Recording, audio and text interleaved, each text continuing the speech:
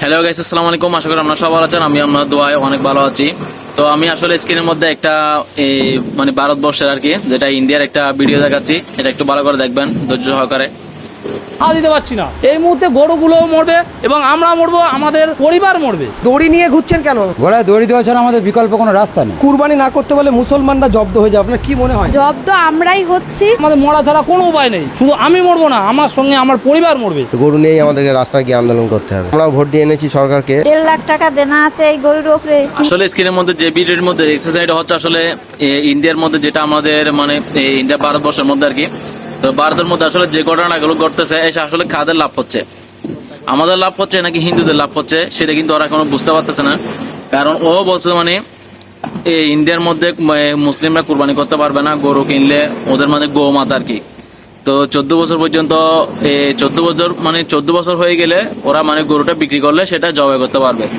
তো ওদের গো মাতাকে আমরা যদি একটা জিনিস যদি বুঝি, আসলে বুঝার জন্য যদি চেষ্টা করি, আসলে ওদের গো মাতা তো 14 বছর একটা মনে করেন ওদের একটা মা আছে। তো মা যদি মনে করেন আমাদের বৃদ্ধ বয়স হয়ে যায়, তাহলে কি মাকে আমরা কি জবাই করে দিব? ওদের নিজস্ব মাকে, মানে নিজের মাকে আর কি।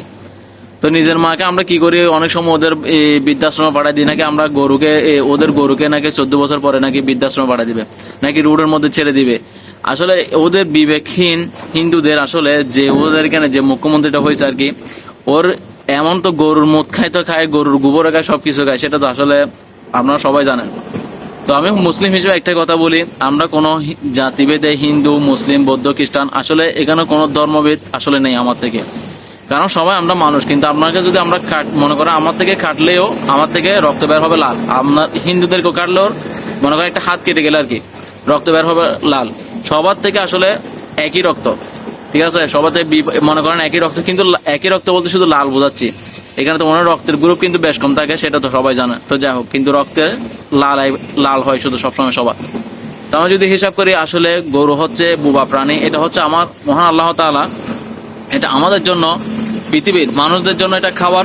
যেমন ধরেন আমাদের সবজি করছেন, মনে করেন প্রত্যেকটা কিছু আমাদের খাবার জন্য আল্লাহ তাআলা আমাদের যেহেতু এখানে পাঠিয়েছেন দুনিয়ার জন্য, তো আমাদের মানুষদেরকেও খাবার জন্য কিছু তৈরি করেছেন। তো এটা আমরা মনে করেন মুসলিমরা খায়, কিন্তু হিন্দুরা খায় না। কিন্তু আমি যদি বলি এখানে হিন্দুরা আরো বেশি খায়, হিন্দুরা কিন্তু বেশি খায়। কিন্তু ওরা যে সিস্টেমটা করছে আসলে, কিন্তু সেটা কি বুঝে করছে সেটা জানি না। এখন মুসলিম থেকেও এখন হিন্দুরা বেশি কষ্ট পাচ্ছে। আপনারা তো ভিডিওর মধ্যে দেখছেন, ওরা গরু বিক্রি করতে না পারলে গলার মধ্যে ফাঁসি খাবে। তারপরে শুভেন্দু বসে নাকি মুখ্যমন্ত্রী, কিন্তু আমি ভালো করে জানি না, কিন্তু শুভেন্দু বলে আর কি অনেকে। ওর তো মাথা মোটা, ওর কিছু তো মনে করেন জ্ঞান বুদ্ধি নাই। ওরা হিন্দু হয়ে কিন্তু, ঠিক আছে, হিন্দুর থেকে যদি বুদ্ধি থাকতো তাহলে এই কথাটাও বলতো না। ওদের গো মাতা যদি হইতো, তাহলে গরুকে মনে করেন আমাদের পিতা মাতাকে যেভাবে করে লালন পালন করা হয় একদম বৃদ্ধ বয়স পর্যন্ত, এভাবে করে পালন করতে হবে। তো ওরা কিছুদিন পরে মনে করেন 2 বছর 3 বছরের জন্য মুসলিমদের জন্য পালন করে, তো পালন করে আবার বিক্রি করে ফেলে, গরুর দুধ দোহন করে, এবং গরুর যদি দুধ শেষ হয়ে যায়, গরুটা যদি বয়স্ক হয়ে যায়, তখন বিক্রি করে আবার এটা প্যাকেটজাত করে আপনার বিভিন্ন দেশের মধ্যে পাঠানো হচ্ছে। তো এগুলো তো কোনো কিছু করতেছে না। কারণ এই বাংলাদেশের মধ্যে যেটা আমাদের কলকাতা আর কি, কলকাতার মধ্যে এই জিনিসটা এখন করতেছে। কিন্তু ইন্ডিয়ার মধ্যে তো আরো অনেক ডিস্ট্রিক্ট আছে, অনেক স্টেট আছে, এখানে তো কোনো কিছু হচ্ছে না। তো আসলে ওর আসলে উদ্দেশ্য হচ্ছে আসলে মুসলমানদের উপর অত্যাচার করা। ওর একটা উদ্দেশ্য হচ্ছে সেটা। কারণ ও মুসলমানদের উপরে অত্যাচার করতে পারলে ও খুশি, সেটা মনে হচ্ছে। কিন্তু মুসলমানরা কোনোদিনও কারো কাছে মাথা নিচু করে নাই, ইনশাল্লাহ ভবিষ্যতেও করবে না। ঠিক আছে, জোর করে করানো সেটা হচ্ছে অন্য কথা, কিন্তু কেউ ইনশাল্লাহ করতে পারবেও না। কিন্তু এখন আমরা গরুর মাংস না খেলেও চলবে, আমাদের মুসলিম ভাইরা গরুর মাংস না খেলেও চলবে। ওরা সারা বছর গরুর মাংস যদি নাও খায় কোনো সমস্যা নাই, ওদের জন্য আপনার মুরগি আছে।